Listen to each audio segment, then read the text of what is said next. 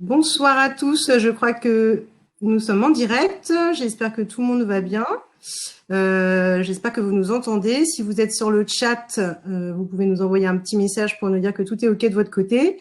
Donc, moi, je suis Caroline Boedec, je travaille à la Chambre de métiers de l'artisanat d'Île-de-France. Je suis en charge de l'organisation du Carrousel des métiers d'art et de création, cette année en version 100% digitale. Nous sommes ravis de vous retrouver ce soir pour cette table ronde thématique. Je suis en compagnie de Lisa Millet, qui est un podcast indépendant qui s'appelle Histoire d'artisans. C'est elle qui va vous faire découvrir les trois artisans qui sont avec nous ce soir, qui exercent un métier rare. Donc voilà, je vais lui laisser la parole. Vous avez donc la possibilité de nous envoyer des questions à travers la fenêtre de chat qui est sur votre droite. On se retrouvera tout à l'heure pour échanger à la fin de l'échange qui dure à peu près 45 minutes pour répondre à vos éventuelles questions. À tout à l'heure. À tous, bonjour Sarah, Sandrine, Eric, Bonjour. Bienvenue. Alors je me présente, Caroline m'a déjà présenté, mais je vais rentrer un peu dans le détail.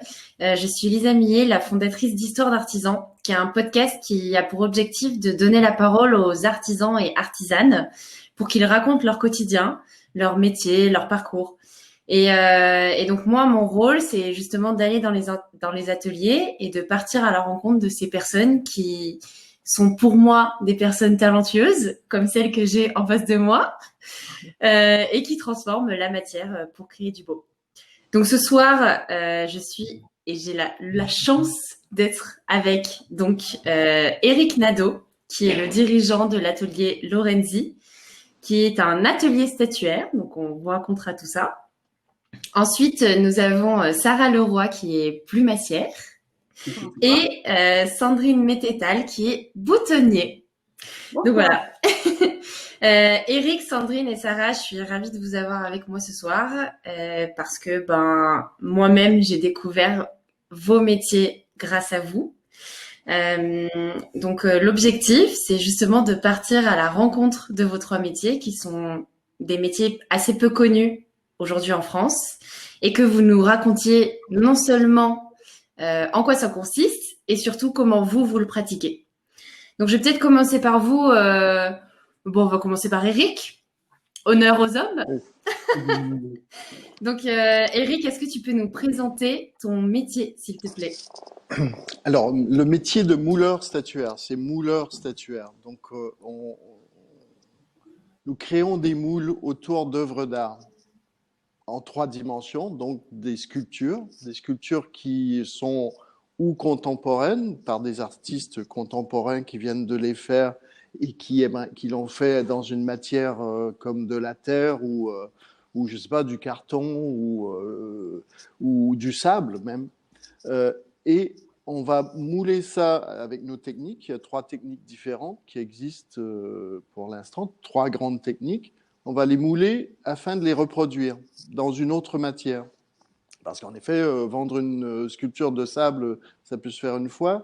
Mais si on veut la même sculpture de sable, il faut passer par un autre médium. Et l'autre médium sera soit du plâtre, de la résine, de la cire pour faire un bronze ou d'autres métaux. Donc, mon métier consiste à reproduire des œuvres d'art. Donc, j'ai la chance d'être propriétaire d'un atelier qui a 150 ans. Donc, et c'est pas moi qui étais là il y a 150 ans, évidemment, mais tous mes prédécesseurs ont accumulé au fil des ans plusieurs moules. Donc, on a une collection immense de moules. On a 2500 moules. On a ça s'appelle une gypsothèque. On a une très grande gypsothèque. C'est la plus grande gypsothèque privée en Europe. Et tous ces moules-là représentent... Ah, on a coupé? Je ne sais pas. Tous ces moules-là représentent des statues. Donc, j'ai des statues qu'on a moulées qui sont des statues égyptiennes.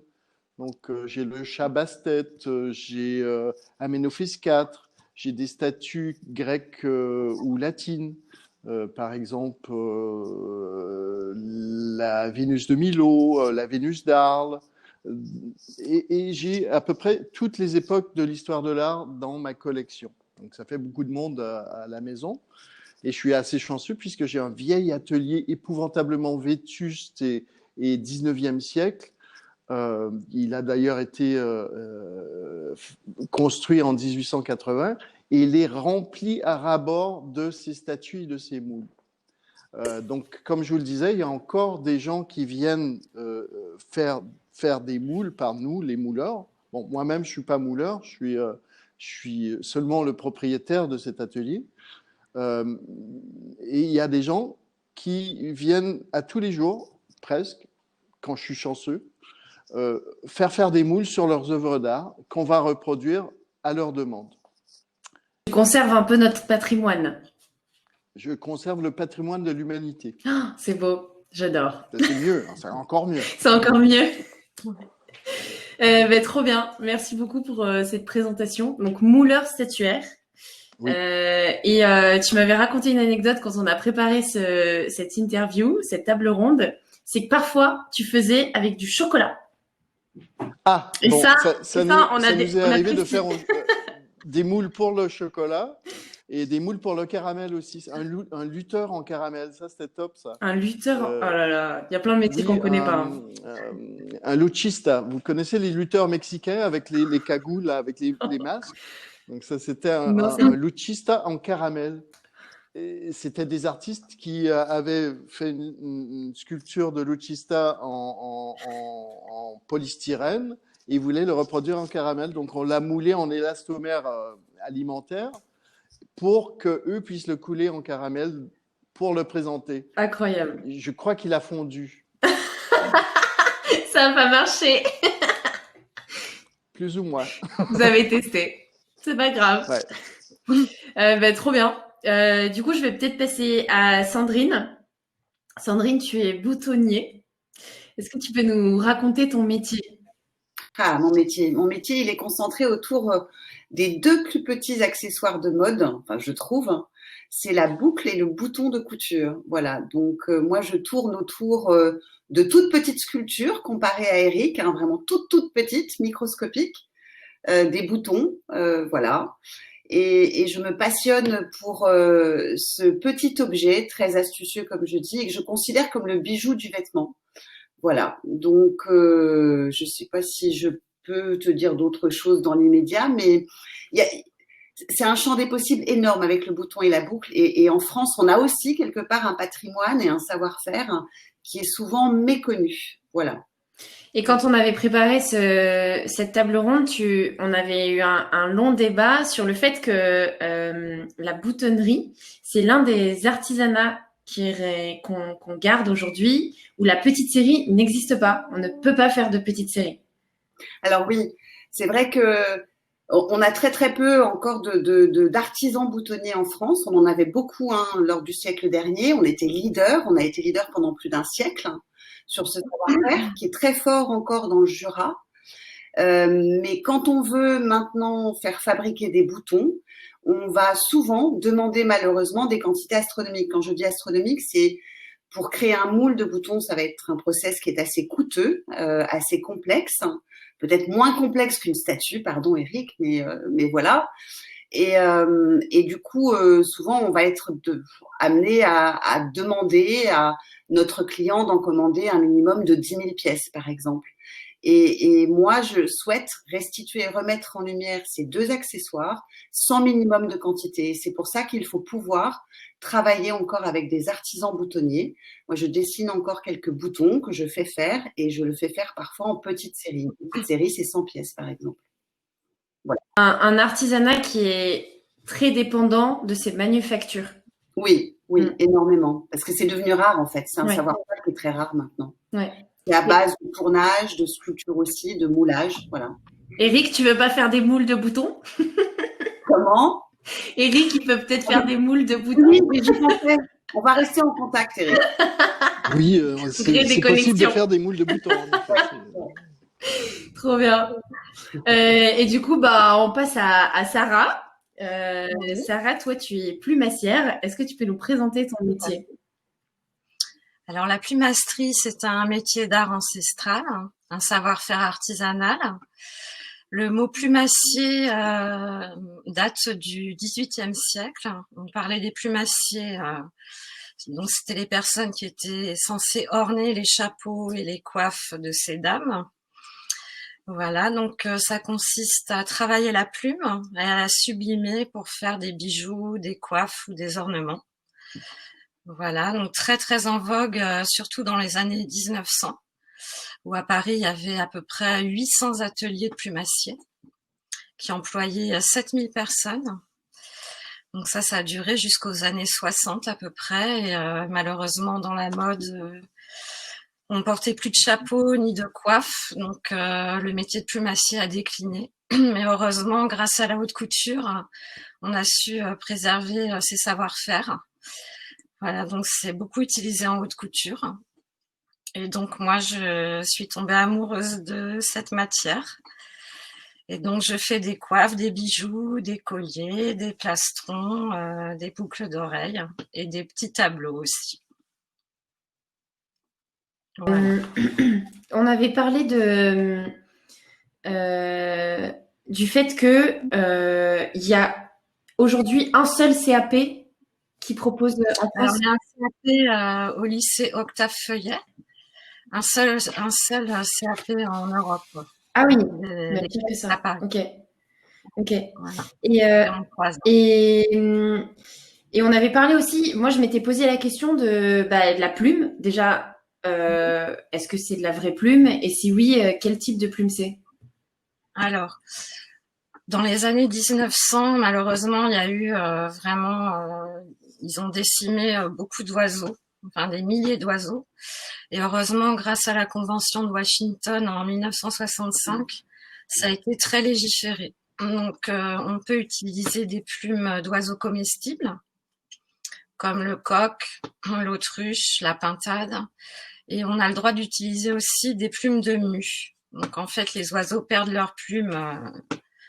Et donc, on a le droit d'utiliser ces plumes-là. Mais on trouve quand même une grande variété de plumes dans le faisan, par exemple. Et après, on peut les teinter, on peut vraiment les travailler, vraiment de façon infinie. Donc, ça laisse quand même beaucoup de choix. Ok, très cool. Est-ce que ça t'est déjà arrivé de ramasser une plume de pigeon? Ça m'est arrivé, mais je ne m'en suis pas servie. Bon, j'espère que, du coup, personne sur soi n'a une plume de pigeon. Tu n'as pas vendu un objet avec une plume de pigeon. Quoique, en fait, non, mais moi, je pense que les pigeons sont très mal considérés, alors qu'ils nous apportent beaucoup. Bref, c'est un autre débat. Très très cool. Alors donc ma deuxième question, et je vais commencer par toi, Sarah, c'est comment tu as rencontré ton métier? Alors en fait, j'ai démarré ma carrière en tant que maquilleuse dans la mode.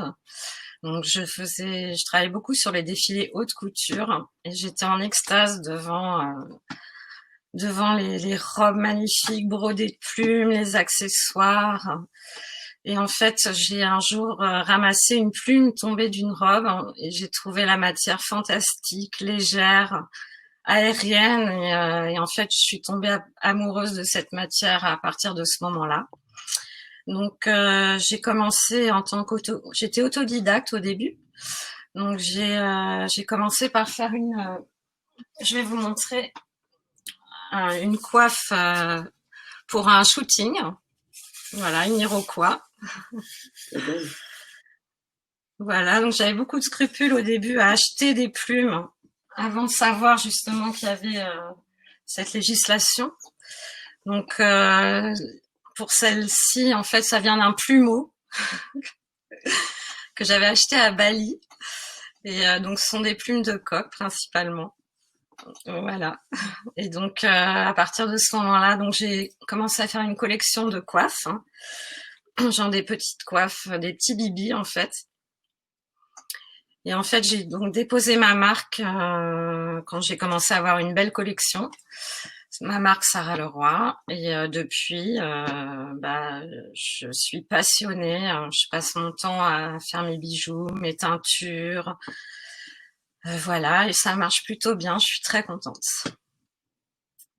Et du coup, ça fait combien de temps que tu as ta J'ai marque? déposé ma marque il y a 5 ans à peu près. Comment, pardon? Donc, j'ai quand même fait une petite formation au musée du chapeau Okay. à Chazelles-sur-Lyon, une petite formation qui a duré 5 jours, où j'ai beaucoup appris, beaucoup de techniques que je ne connaissais pas.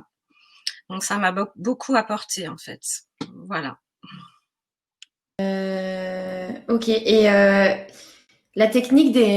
que la technique des tableaux Oui. enfin, tu peux appliquer ce que tu appliques dans les bijoux, tu peux l'appliquer dans les tableaux ou c'est différent? En fait, les tableaux, c'est principalement du collage. Je sais pas si vous voyez bien. Donc là, ce sont que des petites plumes. Ok. Donc c'est du découpage et du collage. Donc là, c'est un travail à Ouais. plat. Donc c'est un peu différent, effectivement. Oui, parce que toi, tu fais ce que tu m'avais raconté, c'est qu'au début, tu travaillais vachement à plat et petit à petit, en Voilà. apprenant, tu as commencé à Avec mettre du plus en volume. volume. Mm. Je travaille plus en volume. Ok. Et il y a beaucoup de, tu m'avais dit qu'il n'y avait pas beaucoup de plumassiers en France. Alors, je pense qu'on doit être peut-être une vingtaine. Ouais, c'est vraiment très peu. Et il y a tu parlais de le luxe permet de garder ce contact avec la plume, de garder ce savoir-faire. Est-ce que toi, aujourd'hui, Oui. tu continues de travailler avec le luxe ou tu as décidé de travailler que pour ta marque Alors, j'ai eu plusieurs opportunités. J'ai habillé des manchettes en diamant pour un joaillier, où j'ai fait de la marqueterie de plumes et des empiècements en plumes. J'aime beaucoup aussi travailler avec quelqu'un, enfin avoir un projet commun. Et j'ai aussi fait des grands tableaux pour le Grand Hôtel à Opéra. Ah oui, sympa. J'ai fait d'immenses tableaux avec des fleurs en plumes. J'en ai gardé une. Ah oui. Voilà, donc j'ai fait un tableau uniquement avec des roses et un tableau avec des fleurs un peu plus sophistiquées, on Ah, va c'est dire. incroyable. Ouais, donc c'est vraiment, enfin, tu vois, moi, quand tu me disais luxe, je pensais à haute couture, je pensais à vêtements. J'imagine bien Oui, les vêtements qui font style années 20, où il y avait beaucoup de plumes dans les années 20. Mais en fait, c'est oui, même plus que ça. C'est joaillerie, hôtel. oui, tout à Ouais, fait. c'est, Oui, oui. ok, donc c'est On a des broderies de plumes sur des robes. On peut avoir des tableaux, des ornements. Enfin, c'est infini. On peut faire vraiment énormément de choses. Mais enfin, en fait, c'est tous les trois. Pour moi, vous avez un métier qu'on pourrait assimiler comme c'est un métier vieillissant ou pas moderne. Et en fait, enfin, c'est toujours un peu le. En tout cas, moi, ce que je défends dans mon podcast, c'est un peu toujours la même chose. C'est ça dépend ce qu'on en fait. Et je trouve vraiment super que vous soyez trois tous les trois vous montrez que ben on peut complètement faire du moderne avec des métiers qui ont des années, voire des centaines ou des milliers d'années. Donc très très cool et très très cool que tu arrives à, À le mettre au goût du jour, en à le, fait. ouais, à le Ça, mettre au goût du jour, à la mode actuelle. Félicitations, en tout cas, très sympa. Sandrine, toi, est-ce que tu peux nous raconter comment tu as rencontré ton métier? Haha. Moi, je suis revenue à mes premières amours, en fait, parce que j'aimais beaucoup le stylisme, je dessinais beaucoup. Et j'ai fait un petit break dans mes études où j'ai eu la chance de pouvoir être assistante costumière pendant 2 ans et demi à la Royal Shakespeare Company de Londres. Ensuite, pour des raisons diverses et variées, parce que je pense que mes parents voulaient que j'ai un autre métier, j'ai repris mes études et je suis devenue directeur marketing dans des grosses sociétés, mais je voyageais beaucoup. Et j'avais toujours en moi cet amour de la sculpture, on y revient. Je sculptais dans mes temps libres et j'aimais toujours fabriquer de mes mains. En fait, voilà. Peut-être qu'en tant que petite fille d'artisan aussi, ça parle. Et du coup, quand J'ai voulu vraiment redonner un sens à ma vie. J'ai décidé de me mettre en risque positif et de me dire, voilà, je crée ma société et ma marque et de revenir justement à ce petit objet qui déjà m'interpellait quand j'étais assistante costumière. Du coup, j'ai coché la case, comme je dis, de la couveuse, d'une couveuse du Grand Paris, voilà, où je me suis formée auprès de pairs, puisque cette couveuse est spécialisée en mode et également en joaillerie, mais en mode surtout. Et ça m'a permis de rencontrer des professionnels, des artisans, d'aller beaucoup dans le Jura aussi, où il y a encore un savoir-faire assez fort en matière de façonnier, boutonnier. Et je me suis énormément documentée. Et d'ailleurs, j'ai eu à cette époque un coup de foudre, très vite, l'idée de transformer le bijou et la boucle de couture en bouton m'est venue parce qu'on a un patrimoine énorme en matière de boutons vintage et de boucles vintage. Voilà. Et parce que notre savoir-faire et notre industrie étaient très très fortes à l'époque.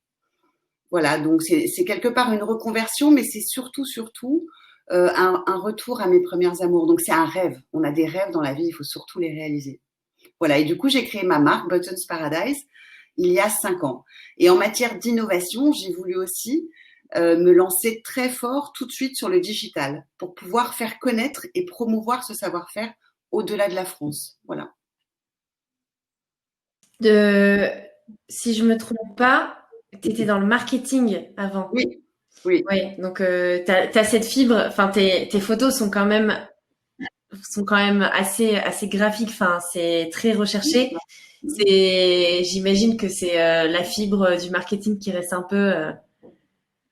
Oui, et aussi je trouve que quand tu travailles sur un petit objet, comme un bouton, là je peux vous montrer un bouton, on va y revenir peut-être après en galalite, je le rapproche, il faut faire preuve d'ingéniosité pour montrer tout son art et son galbe et sa forme. Et la photo, du coup, elle est cruciale, je trouve, pour faire passer ce message. Et pour donner l'impression, effectivement, que ce bouton ou cette boucle peut sublimer le vêtement. Voilà. Mais c'est sûr que je dis souvent que le bouton et la boucle sont là où on ne les attend pas. C'est pour ça que là, je porte une boucle aussi à mon poignet. non, mais au final, vous avez des artisanats tous les trois de taille, mais extrême. Et pourtant, ouais, vous savez très bien les mettre en photo. Et je pense que c'est un enjeu dans l'artisanat. De toute façon, c'est un peu les débats qu'on a eu.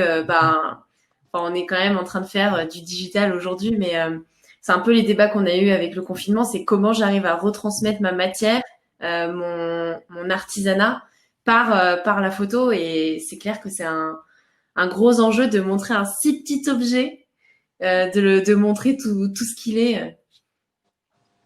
Écoute, très cool.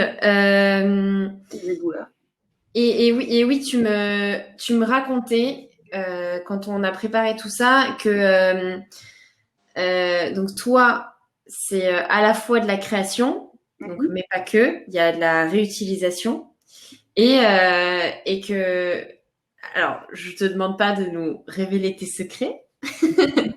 mais moi j'ai été étonnée que tu me dises que il y a aujourd'hui des collections de boutons, je sais même pas comment les appeler, des sets, oui, des collections, des collections, des séries. Des séries de boutons qu'aujourd'hui, on a des séries de boutons de 500 boutons et ils sont difficilement trouvables.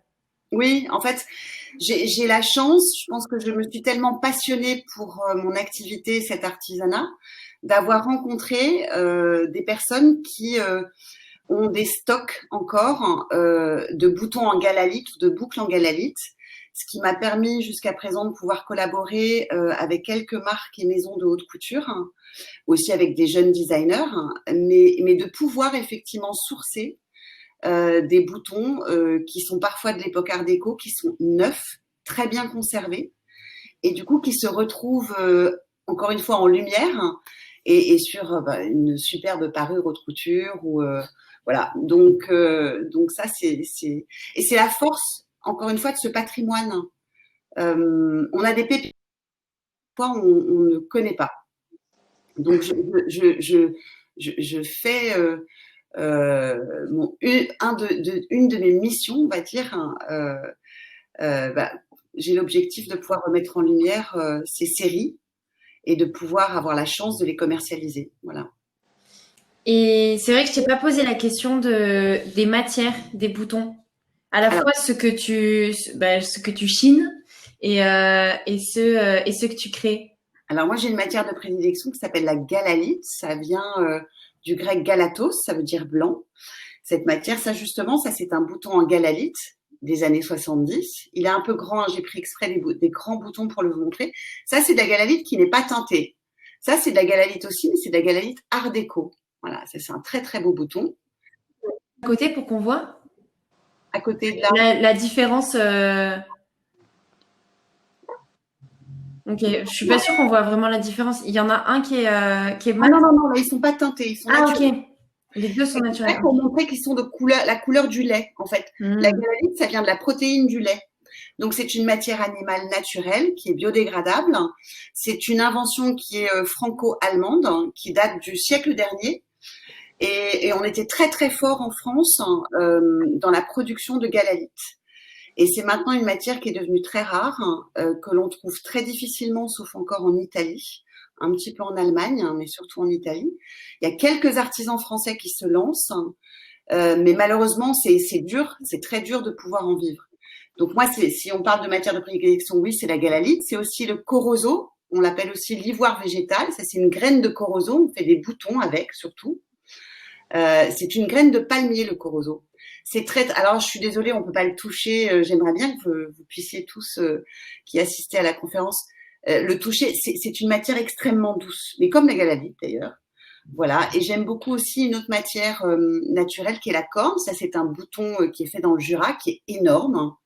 Et je l'ai transformé, ce bouton. Il est totalement contemporain, en collier. J'en porte un. Voilà.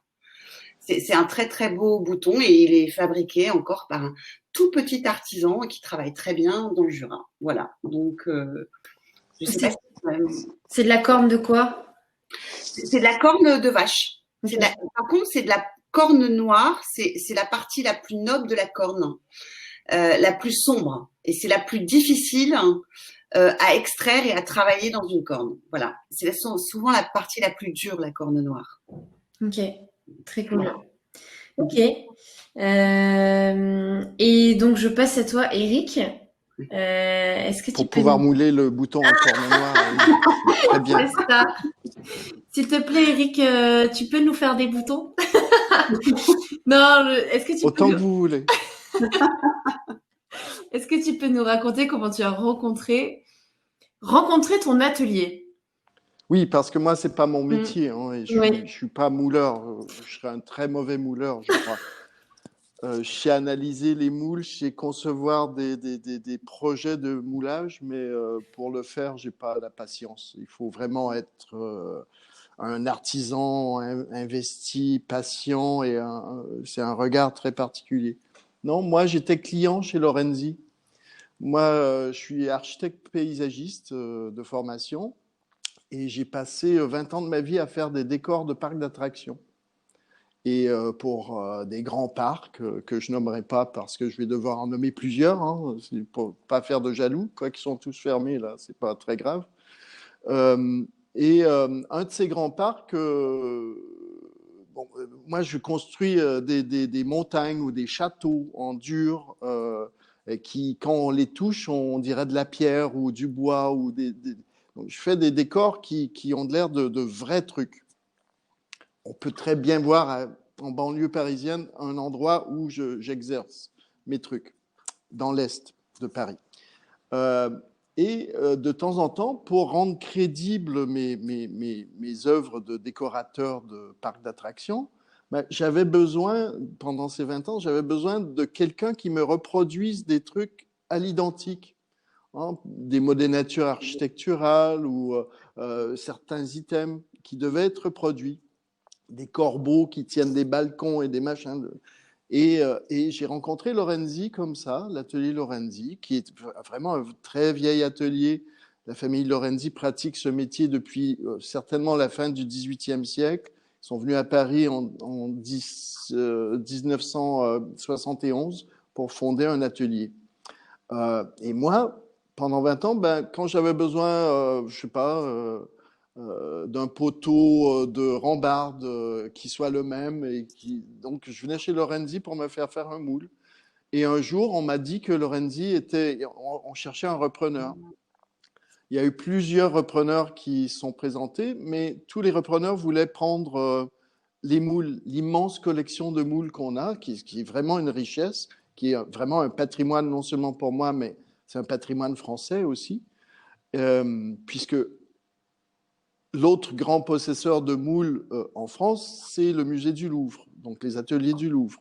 Donc, ensuite, il y a nous, pour des moules de ce genre-là, statuaires. Et moi, donc j'étais au Canada à cette époque-là, et j'avais été le dernier grand client de Lorenzi pour refaire une maison hantée quelque part.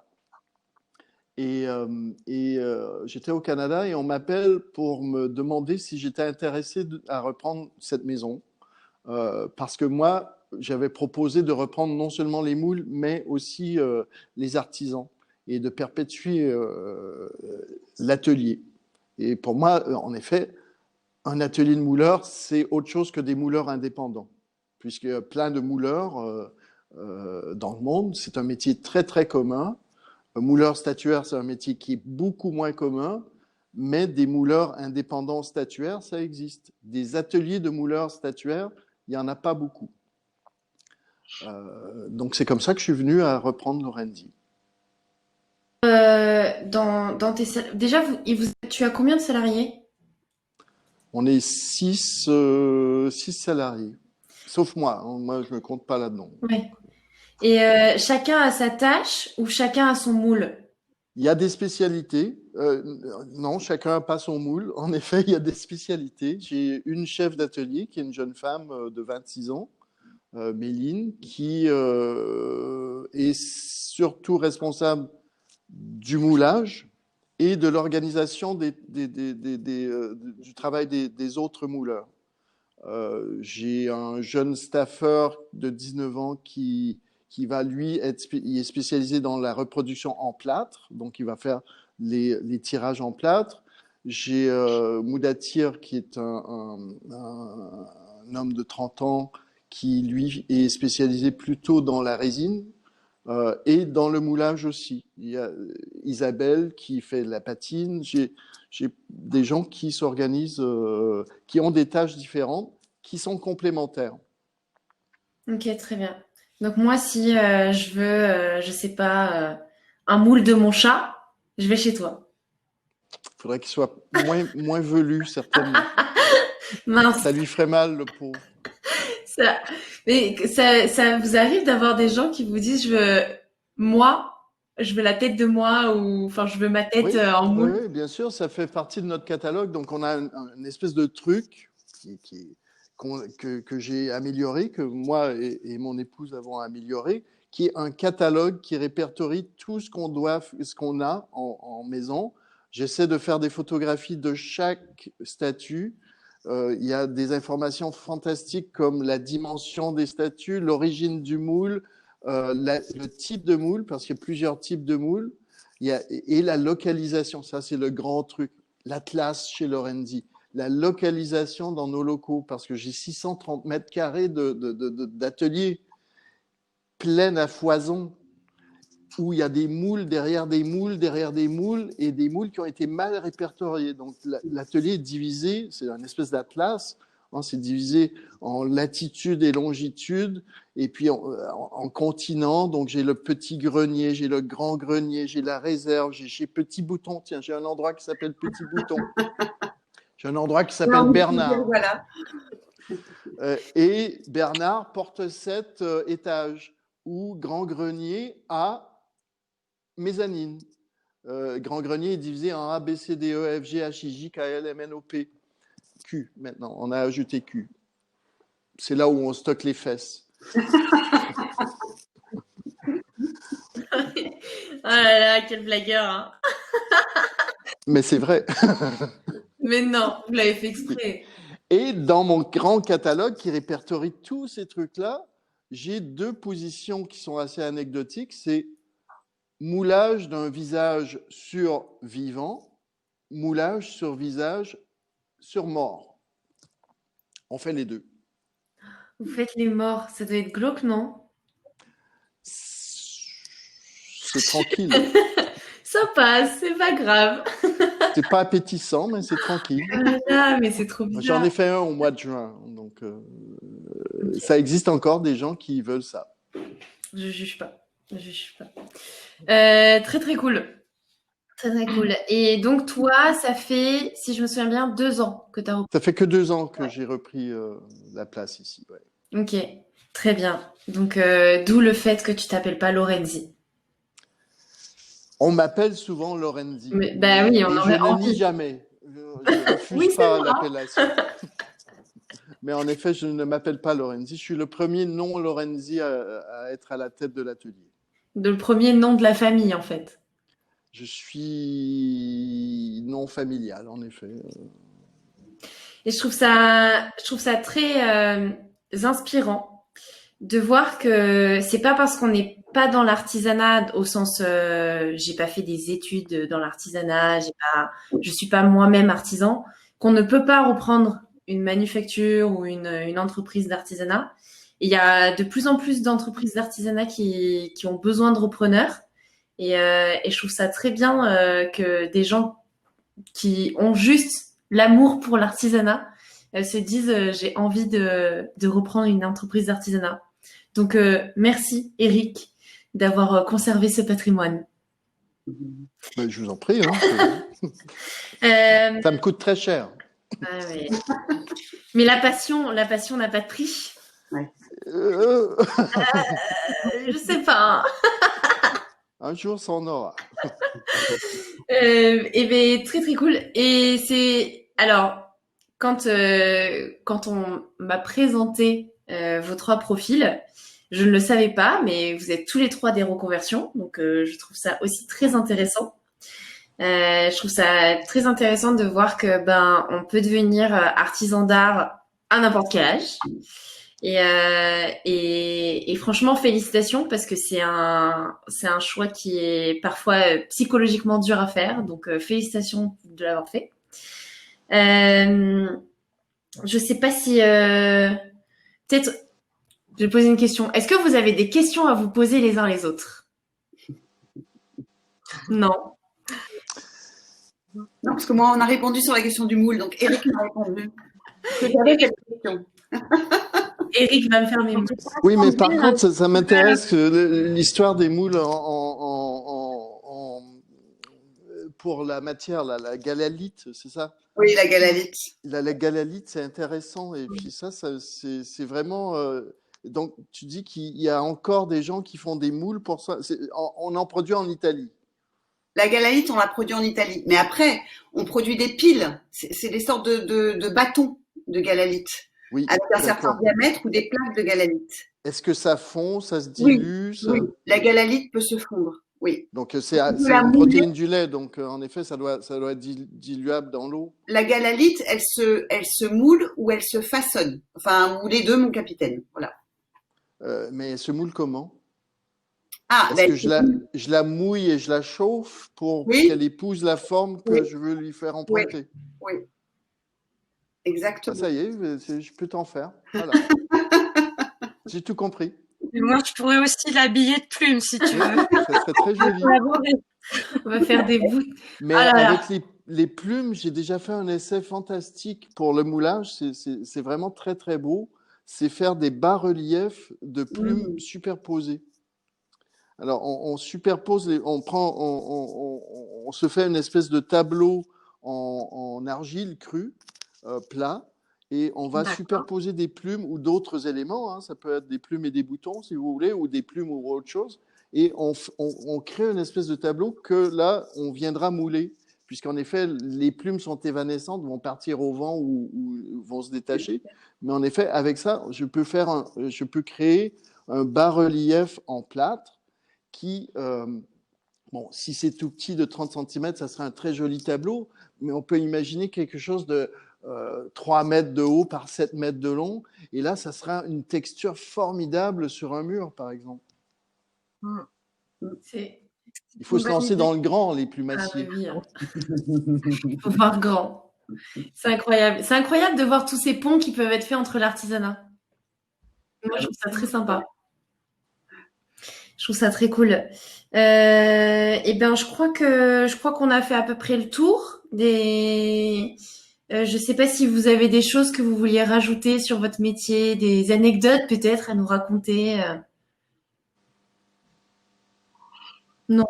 Pas Pas dans les médias. Enfin, C'est assez compliqué. Ma vie est remplie d'anecdotes. Donc, Ah. chaque jour est une anecdote. Bah, j'imagine, hein, quand on est entouré d'aussi belles personnes que tes En salariés. effet.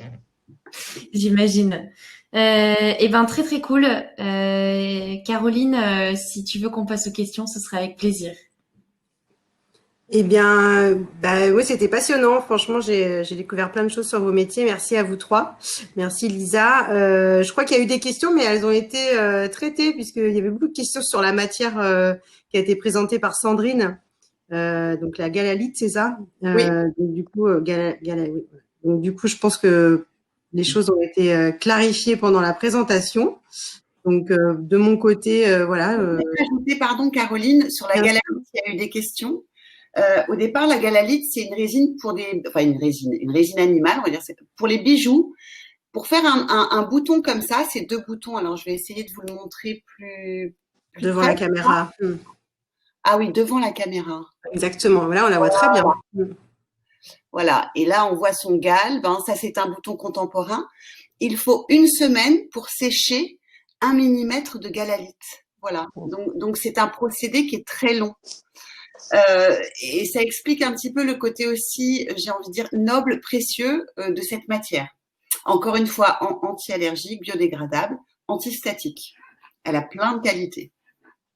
Oui, puis qui fait un effet qui est quasiment identique à une pierre précieuse, quasiment Oui. comme ça. À travers l'écran, on a l'impression que voilà, ça a Oui. toutes ces facettes de pierre. Alors, c'est dans la manière dont elle a été teintée. Mais on voit encore quelque part, on pourrait imaginer le mouvement du lait, en fait, au centre. Voilà. J'arrête parce que sinon je suis très bavarde sur. Non, mais il n'y a pas de souci. Je regarde un petit peu. Il y a des questions, mais ça concerne plutôt le live, le fait de revoir le début pour des gens qui n'auraient pas manqué qui auraient manqué le début. Donc, ça concerne pas vos métiers. Donc, moi, je sais pas. Je vais peut-être vous poser une question, savoir où est-ce qu'on peut retrouver vos créations au-delà du site. Est-ce que, en ce moment, vous faites des ventes dans certains galeries ou dans des boutiques éphémères? Vous avez peut-être des actualités à nous communiquer, puisque on est là, autant en profiter de votre parole. Moi, je vends principalement sur mon site. Je n'ai pas d'expo en cours vu le contexte actuel. D'accord, donc on retrouvera, de toute façon, on va mettre le site, on va remettre le site dans le chat et puis vous êtes présent sur la galerie des créations à travers la plateforme. Vous, Sandrine, vous avez des ventes prévues ces prochains jours? Alors, ou, j'en avais, mais elles ont été annulées, en fait. Malheureusement. Faire un pop-up dans le Marais. On peut retrouver certaines de mes créations à Lyon, à Paris dans mon atelier showroom, voilà, où j'expose aussi mes bijoux, je fais du sur-mesure et surtout sur mon site. Et sinon, ce sera à l'étranger. Mais voilà. Et ça, pour la petite histoire, donc c'est du cuir recyclé, c'est un bracelet, hein, je vous le montre. C'est joli. Et ce que vous voyez là, c'est un clip en verre art déco. Voilà, c'est un clip de robe. Ça fait aussi partie du métier de boutonnier façonnier. Voilà. Hop. Merci. Et vous, Eric, donc l'atelier, il est de mémoire, il est dans le Val-de-Marne, c'est ça? L'atelier est à Arcueil, au 60 avenue Laplace. Il est magnifique, il est visitable. Il ne faut pas venir trop nombreux. On a un showroom, boutique. On a plein d'anecdotes et d'histoires à raconter quand on visite cet atelier. Je présente les techniques, différentes techniques au cours des âges du mouleur statuaire aussi. C'est vraiment un endroit qu'on n'est pas déçu de visiter. Oui, puis il y a on vend, nous, en atelier. On peut consulter notre site où on a notre catalogue en ligne. Par contre, on est un peu handicapé au point de vue commande sur site parce que, en effet, on fait quelque chose qui prend du temps. Donc, en effet, je suis pas comme les grands distributeurs de biens. Donc, si on commande, je ne peux pas livrer dans 3 jours, 1 semaine, 3 semaines C'est vrai qu'on n'en a et pas 6 parlé. semaines. On n'en a pas parlé, Eric, mais tu travailles à la fois avec les professionnels, mais aussi avec des particuliers. Je travaille avec tout le monde qui me veut de Oui. mes statuts, ça, c'est clair. Mais bon, on a environ 30% de nos commandes sont des particuliers, des amateurs d'art. D'accord. Ensuite, c'est des professionnels. Donc, ça peut être la création de présentoirs pour des boutiques, ça peut être des trucs comme ça. Les professionnels se divisent en plusieurs catégories. Donc, c'est des artistes qui veulent en effet qu'on les appuie dans leur création. Reproduire leur création, c'est un moyen de perfectionner ce qu'ils veulent achever, là où ils veulent en venir aussi.